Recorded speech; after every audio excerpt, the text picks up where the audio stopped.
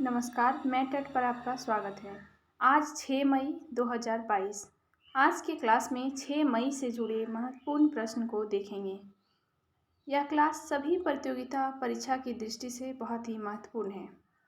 आइए क्लास की शुरुआत करते हैं और पहले प्रश्न को लेते हैं। किस देश में दुनिया का सबसे लंबा कांच का पुल सफ़ेद ड्रैगन खोला गया है?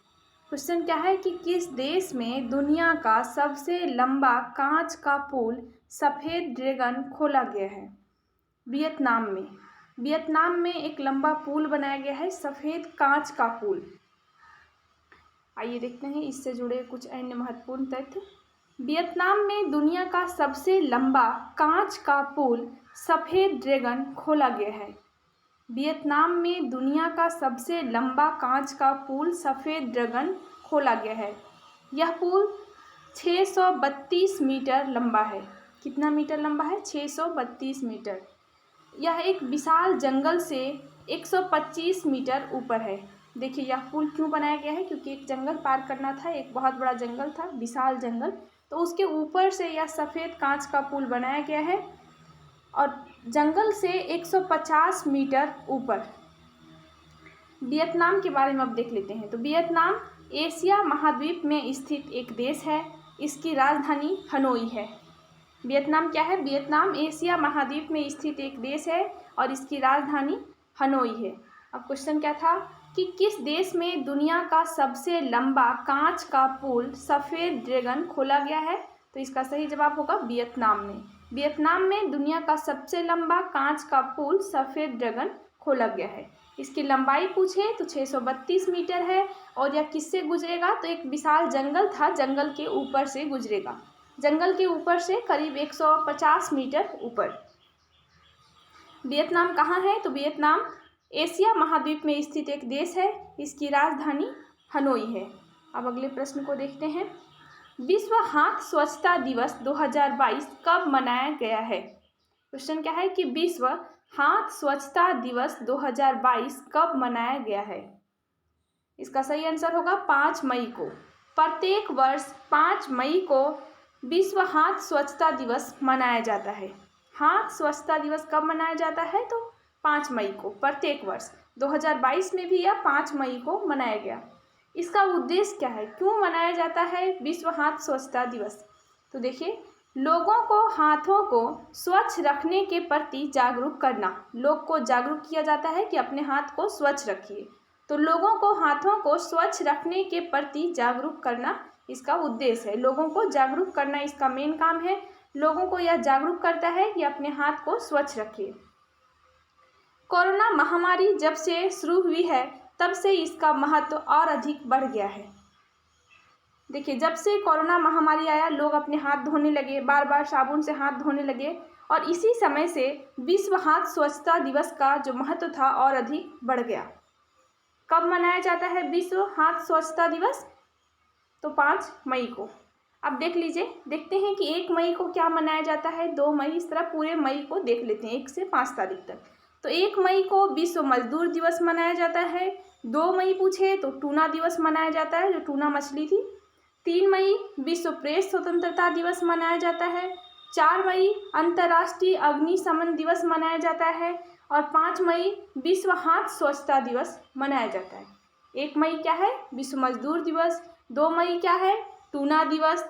3 मई क्या है? विश्व प्रेस स्वतंत्रता दिवस। 4 मई क्या है? अंतर्राष्ट्रीय अग्निशमन दिवस और 5 मई क्या है? विश्व हाथ स्वच्छता दिवस। पिछले क्लास में हम लोग इस पर डिस्कस कर चुके हैं। 3 मई के दिन विश्व प्रेस स्वतंत्रता दिवस पर, 2 मई के दिन टूना दिवस पर और 1 मई के दिन विश्व मजदूर दिवस पर। तो क्वेश्चन क्या था, एक बार फिर से देख लेते हैं कि विश्व हाथ स्वच्छता दिवस 2022 कब मनाया गया है? तो विश्व हाथ स्वच्छता दिवस प्रत्येक वर्ष 5 मई को मनाया जाता है और यह 2022 में भी 5 मई को मनाया जा रहा है। इसमें क्या है कि लोगों को हाथ स्वच्छ रखने के लिए जागरूक किया जाता है। अब अगले प्रश्न को देखते हैं। प्रतिवर्ष अंतर्राष्ट्रीय अग्निशमन दिवस कब मनाया जाता है? प्रतिवर्ष अंतर्राष्ट्रीय अग्निशमन दिवस कब मनाया जाता है? तो प्रत्येक वर्ष 4 मई को अंतर्राष्ट्रीय अग्निशमन दिवस मनाया जाता है। जैसा कि पिछले बता चुके हैं। देखिए 4 मई अंतर्राष्ट्रीय अग्निशमन दिवस। हर साल 4 मई को विश्व भर में अंतर्राष्ट्रीय अग्निशमन दिवस का आयोजन किया जाता है। अब देखिए पहले कि अग्निशमन क्या है। तो आग पर नियंत्रण पाकर उसे बुझाने के कार्य को अग्निशमन कहते हैं। जब कोई बहुत बड़ा क्षेत्र में आग लग गया हो तो हम लोग कैसे उसको बुझाते हैं, तो अग्निशमन को बुलाते हैं और अग्निशमन के द्वारा इस आग पर नियंत्रण रखा जाता है। तो आग पर नियंत्रण पाकर उसे बुझाने के कार्य को क्या कहते हैं, अग्निशमन कह रहे हैं। हर साल 4 मई को विश्व भर में अंतर्राष्ट्रीय अग्निशमन दिवस मनाया जाता है। अग्निशमन दिवस का आयोजन का उद्देश्य, क्यों अग्निशमन दिवस मनाया जाता है, इसके मनाने का क्या मेन पर्पस है। तो देखिए उन अग्निशमन कर्मियों को याद करना जिन्होंने समाज की रक्षा करते हुए अपने जीवन का बलिदान कर दिया।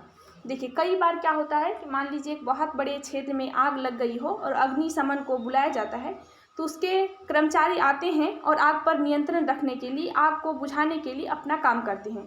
उसे बुझाने के दरम्यान में क्या होता है कि कई सारे कर्मचारी कम मर जाते हैं या उनकी मृत्यु हो जाती है।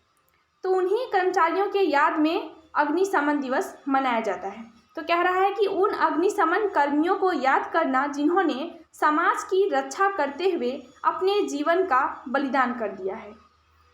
4 मई 1999 को ऑस्ट्रेलिया के वनों में लगी आग बुझाने के दौरान 5 अग्निशमन कर्मियों की मृत्यु हो गई थी और इसी घटना को चिन्हित करते हुए प्रतिवर्ष अंतर्राष्ट्रीय स्तर पर इस दिवस का आयोजन किया जाता है। क्या था कि 4 मई 1999 में क्या हुआ कि ऑस्ट्रेलिया के जंगल में, ऑस्ट्रेलिया के वन में आग लग गया और उस आग को बुझाने के दौरान 5 अग्निशमन कर्मियों की मृत्यु हो गई। इसी घटना को चिन्हित करते हुए, याद करते हुए प्रतिवर्ष क्या है, अंतर्राष्ट्रीय स्तर पर इस दिवस का आयोजन किया जाता है, अग्निशमन दिवस। राष्ट्रीय अग्निशमन दिवस का प्रतीक क्या है, तो लाल और नीला रिबन है, लाल रिबन और नीला रिबन। इसमें लाल रंग आग को दर्शाता है और नीला रंग पानी को दर्शाता है। पूछेगा अंतर्राष्ट्रीय अग्निशमन दिवस कब मनाया जाता है, तो 4 मई को। क्यों मनाया जाता है, तो अंतर्राष्ट्रीय कहा गया कि अग्निशमन में जिन कर्मचारियों की मृत्यु हो जाती है उनके याद में यह मनाया जाता है। तो अग्निशमन दिवस का प्रतीक लाल और नीला है। क्यों है, क्योंकि लाल रंग का आग है और नीला पानी है, तो लाल और नीला इसका प्रतीक है। अब क्वेश्चन क्या था कि प्रतिवर्ष अंतर्राष्ट्रीय अग्निशमन दिवस कब मनाया जाता है, 4 मई को। कब से शुरुआत हुआ, तो 4 जनवरी 2019 को क्या हुआ था, ऑस्ट्रेलिया के वनों में लगी आग बुझाने के दौरान 5 अग्निशमन कर्मियों की मृत्यु हो गई थी और इसी घटना को चिन्हित करते हुए प्रतिवर्ष अंतर्राष्ट्रीय स्तर पर इस दिवस का आयोजन किया जाता है। अब आगे देखिए, यदि क्वेश्चन पूछे कि अंतर्राष्ट्रीय अग्निशमन दिवस कब मनाया जाता है, तो 4 मई को। और पूछे कि भारत में राष्ट्रीय अग्निशमन दिवस, तो 14 अप्रैल को। आगे देखिए, भारत में 14 अप्रैल को राष्ट्रीय भारत में 14 अप्रैल को राष्ट्रीय अग्निशमन दिवस के रूप में मनाया जाता है। भारत में कब, 14 अप्रैल को। 14 अप्रैल 1944 को मुंबई बंदरगाह पर एक मालवाहक जहाज में अचानक आग लग गई थी, जिसमें काफ़ी मात्रा में रुई, विस्फोटक और युद्ध उपकरण थे। क्या कह रहा है कि 14 अप्रैल 1944 को मुंबई बंदरगाह पर एक मालवाहक जहाज में अचानक आग लग गई, जिससे काफ़ी मात्रा में, जिसमें क्या था, तो रुई, विस्फोटक सामान थे। आगे देखिए, इन आग पर काबू पाने की कोशिश में 66 अग्निशमन कर्मियों की आग की चपेट में आकर अपने प्राण गंवा बैठे थे। कह रहा है कि क्या हुआ, 1944 ईस्वी में, 14 अप्रैल 1944 ईस्वी में मुंबई बंदरगाह पर एक मालवाहक जहाज में अचानक आग लग गया। इस आग को बुझाने के क्रम में अग्निशमन कर्मचारियों की लगभग 66 अग्निशमन कर्मचारियों की मौत हो गई। इन्हीं कर्मियों की याद में 14 अप्रैल को भारत में राष्ट्रीय अग्निशमन दिवस मनाया जाता है। कब से, 1944 ईस्वी से ही शुरुआत हुआ। और कब मनाया जाता है, तो 14 अप्रैल को। क्वेश्चन आएगा कि भारत में प्रतिवर्ष राष्ट्रीय अग्निशमन दिवस कब मनाया जाता है, तो 14 अप्रैल को। और अंतर्राष्ट्रीय अग्निशमन दिवस कब मनाया जाता है, तो 4 मई को। अब अगले प्रश्न को देखते हैं। हाल ही में किस राज्य सरकार ने जीवला ऋण योजना शुरू की है? हाल ही में किस राज्य सरकार ने जीवला ऋण योजना शुरू की है? तो महाराष्ट्र सरकार ने जीवला ऋण योजना शुरू की है। देखिए आगे, हाल ही में महाराष्ट्र सरकार ने जेल में बंद कैदियों के लिए जीवला ऋण योजना शुरू की है। किसके लिए? तो जेल में बंद कैदियों के लिए जीवला ऋण योजना शुरू की है।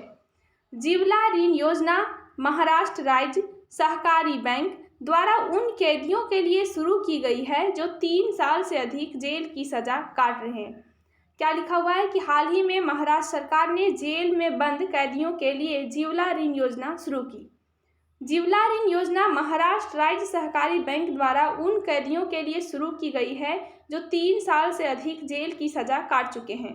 यानी जीवला ऋण योजना महाराष्ट्र में शुरुआत किया गया, क्यों? जेल के कैदियों के लिए। और वैसे कैदी जो 3 साल से अधिक जेल की सजा काट रहे हैं उन्हें ऋण प्राप्त किया जाएगा। देखिए, इस योजना के तहत जेल में बंद कैदी अपने बच्चों की शिक्षा, परिवार के सदस्यों की चिकित्सा उपचार, कानूनी शुल्क या अन्य खर्चों के लिए ऋण का उपयोग कर सकते हैं। यानी उन्हें ऋण दिया जाएगा, क्यों?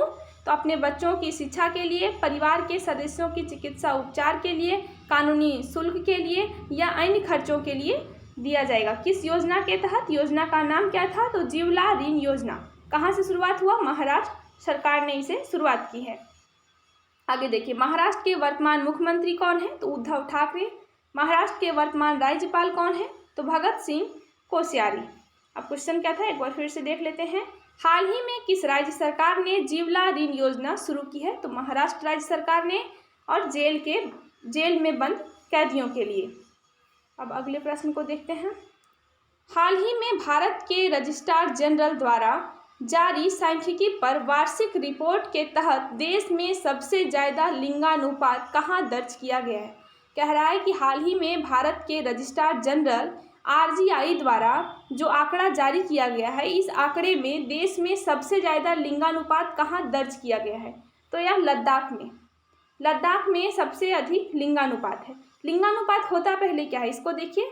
तो प्रति 1000 पुरुषों पर महिलाओं की संख्या, 1000 पुरुष पर कितना महिला है उसी को लिंगानुपात कहते हैं। लिंग का अनुपात पुरुष और महिला का, प्रति 1000 यानी 1000 पुरुष पर कितनी महिलाएं हैं उसी को लिंगानुपात कहते हैं। तो हाल ही में जो RGI भारत के रजिस्ट्रार जनरल द्वारा जो आंकड़ा जारी किया गया है, इस आंकड़े के अनुसार देश में सबसे अधिक लिंगानुपात कहाँ है? तो लद्दाख में है। अब आगे देखिए, भारतीय रजिस्ट्रार जनरल RGI द्वारा जारी रिपोर्ट के अनुसार वर्ष 2020 में लद्दाख में सबसे ज़्यादा लिंगानुपात दर्ज किया गया है। देखिए, 2020 का आंकड़ा जारी किया गया है और इस 2020 के आंकड़े के अनुसार लद्दाख में सबसे ज़्यादा लिंगानुपात दर्ज किया गया है। लद्दाख का लिंगानुपात कितना है? तो 1104। यहाँ 1000 पुरुषों पर 1104 महिलाएं हैं, मतलब पुरुष से अधिक महिलाएं हैं। यहाँ का लिंगानुपात बहुत ही अच्छा है। 1000 पुरुष पर 1104 लिंगानुपात है। इस लिंगानुपात का जो सर्वे हुआ, आंकड़ा जारी हुआ, इसमें पहला स्थान लद्दाख का है, जहाँ कितना है वहाँ का लिंगानुपात? तो 1104। दूसरा स्थान अरुणाचल प्रदेश का है, जहाँ का लिंगानुपात है 1011। तीसरा स्थान अंडमान निकोबार का है, जहाँ का लिंगानुपात है 944। पहला लद्दाख, दूसरा अरुणाचल प्रदेश, तीसरा अंडमान निकोबार। लद्दाख का था 1104, अरुणाचल प्रदेश का था 1011 और अंडमान निकोबार का था 984। RGI का मुख्यालय कहाँ है? तो RGI का मुख्यालय नई दिल्ली में है। अब क्वेश्चन को देख लेते हैं, क्या था कि हाल ही में भारत के रजिस्ट्रार जनरल RGI द्वारा जारी सांख्यिकी पर वार्षिक रिपोर्ट के तहत देश में सबसे ज़्यादा लिंगानुपात कहाँ दर्ज किया गया है? तो लद्दाख में। तो आज के क्लास में इतना ही, फिर मिलते हैं अगले क्लास में। Thank you.